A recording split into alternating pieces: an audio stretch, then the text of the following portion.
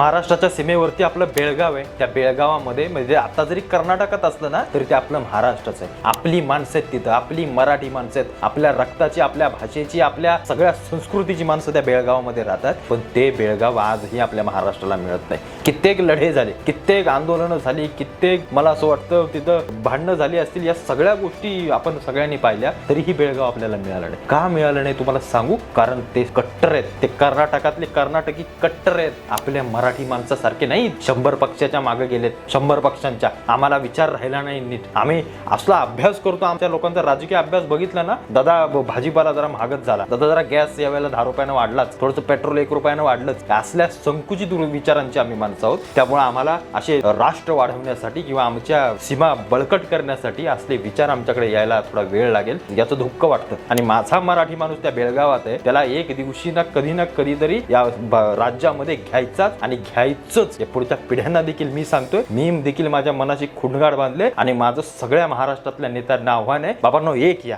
आपल्या मातीसाठी, आपल्या मराठी माणसांसाठी एक या आणि या लोकांना आपल्या राज्यात समाविष्ट करून घ्या. ती आपली आहेत.